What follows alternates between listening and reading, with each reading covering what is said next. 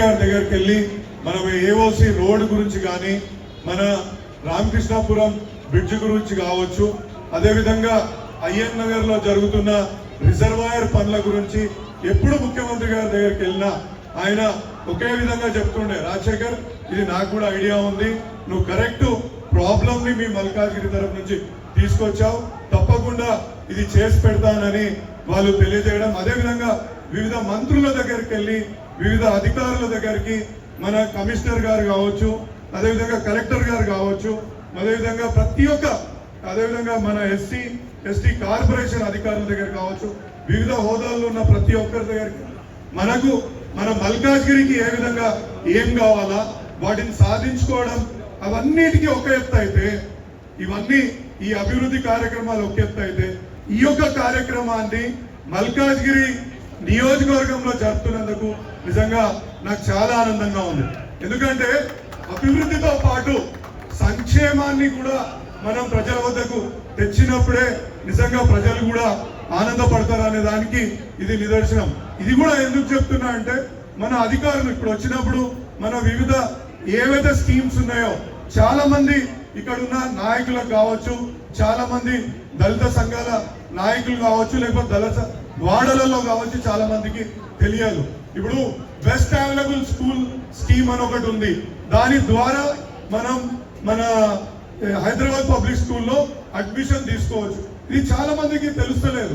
అదేవిధంగా కులాంతర వివాహం చేసుకుంటే 2.5 లక్షల రూపాయలు ఇస్తుంది గవర్నమెంట్ అనేది కూడా చాలా మందికి తెలుస్తలేదు. ఇది ఎందుకు చెప్తున్నా అంటే ఈ యొక్క వాడలకు, అది కూడా మన నియోజకవర్గంలకు వీళ్ళ అధికారులు వచ్చి వీళ్ళు చెప్పినప్పుడు ప్రతి ఒక్కరికి కూడా ఈ యొక్క స్కీమ్స్ ఏమున్నాయి, మన దళిత సంఘాలు, దళిత సోదరులు, దళిత కుటుంబాలు ఏ విధంగా బాగుపడాలనుకుంటే ఇవన్నీ కూడా మీరు అధికారులు చెప్పినప్పుడు వింటే బాగుంటుందనే ఉద్దేశంతో ఇది మన కలెక్టర్ గారికి కూడా వినతి పత్రం ఇచ్చి ఇక్కడికి తీసుకురావడం జరిగింది. దీంట్లో ఉంది కదన్నా అసలైన నిజమైన ఆనందం.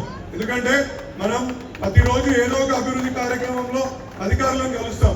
బట్ ఇవాళ ఒక అట్టడుగు స్థాయిలో ఉన్న వ్యక్తులకు మనం ఇవాళ వాళ్ళకు ప్రభుత్వాలు కల్పించే స్కీమ్స్ మనం అందుబాటులో తీసుకొస్తే అదే గొప్పతనం అని నేను భావిస్తాను. ఇవాళ నిజంగా చెప్తున్నా, మీ అందరి సాక్షిగా ఇవాళ నా జన్మ ధన్యమైందని నేను కోరుకుంటున్నాను.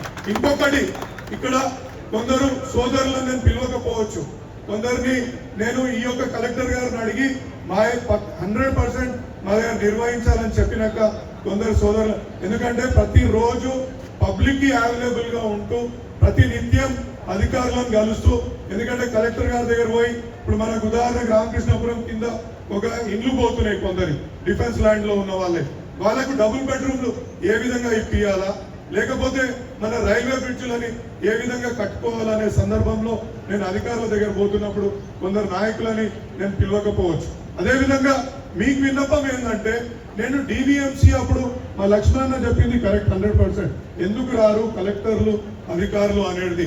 నా డివిఎంసి సందర్భంగా నేను మీటింగ్లలో చూస్తుంటే ఫస్ట్ నేను ఆర్టీఓ దగ్గరికి నేను మీటింగ్ అటెండ్ అయినప్పుడు నేను చూసినా కేవలం హెడ్ కానిస్టేబుల్ అని పోలీస్ శాఖ పంపిస్తుండే. నేను యాజ్ పర్ ప్రోటోకాల్ ఇక్కడ ఎవరు రావాలి బ్రదర్ అంటే ఏసీపీలు రావాలి అని చెప్పి ఆర్డీఓ గారు చెప్పినాక నెక్స్ట్ మీటింగ్ ఏ ఏసీపీ రారో వాళ్ళకి నోటీసులు ఇవ్వండి అని చెప్పిన సందర్భం కూడా మీకు అప్పటి నుంచి ఒక్క ఏసీపీ కూడా మిస్ కాకుండా ఆర్డీఓ దగ్గరికి, కలెక్టర్ గారి దగ్గరికి ఈ డివిఎంసి మీటింగ్లలో వాళ్ళు పాల్పంచుకుంటున్నారు. ఇవాళ సివిల్ రైట్స్ ప్రోగ్రామ్ చేస్తున్నాం.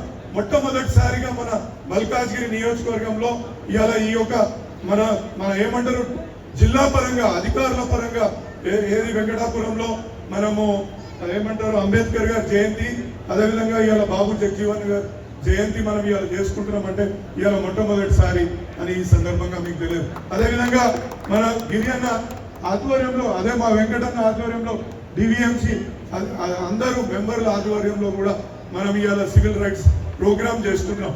మనకు ఎస్సీ ఎస్టీ సప్లాన్ ప్రకారంగా మనకు ఎక్కడ నిధులు రావట్లేదు, మన దళిత వాడలలో అభివృద్ధి జరగట్లేదు అన్నప్పుడు ఈ సివిల్ రైట్స్ మినిట్స్ ని వాళ్ళ ముంగడ పెట్టి కలెక్టర్ గారిని కానీ మన అధికారులను కానీ మనం నిలదీసే హక్కు మనకు ఉంటుందనేసి ఈ సందర్భంగా ఆ సివిల్ రైట్స్ ప్రోగ్రామ్ సుమారు 10 సివిల్ రైట్స్ ప్రోగ్రామ్ ని కూడా మన వాళ్ళకి తెలియజేసిన. మీకు ఇంకా తెలియని చాలా స్కీమ్స్ ఉన్నాయి, ఎందుకంటే ఇవన్నీ కూడా తెలుసుకోవాల్సిన అవసరం ఉంటది. ఇప్పుడు ఉదాహరణకు ఎవరైతే బాధితులు ఉంటారో బాధితులకు కూడా డబుల్ బెడ్రూమ్ ఇండ్లు కూడా వచ్చే అవకాశాలు చాలా మటుకు ఉన్నాయి. ఇప్పటి వరకు 264 ఇండ్లను కూడా ఐడెంటిఫై చేసి పంపకానికి సిద్ధంగా కూడా ఉన్నాయని చెప్పేసి ఈ సందర్భంగా మీకు తెలియజేస్తున్నాను. ఇవన్నీ ఎందుకు చేస్తున్నా అంటే మా దళిత సోదరులు ముందుకు రావాలా, వాళ్ళ అభివృద్ధి ముందుకు జరగాల అనే ఉద్దేశంతో ఇవన్నీ కూడా. ఎందుకంటే మా అమ్మగారి పేరు మీద అరుంధతి, ఆమె పేరు మీద కూడా ఒక హాస్పిటల్ పెట్టి వైద్య సహాయానికి పేద బడుగు బలహీన వర్గాల కోసం ఇలా వైద్య సహాయం పూర్తిగా ఉచితంగా కూడా అక్కడ ఇస్తున్నాం.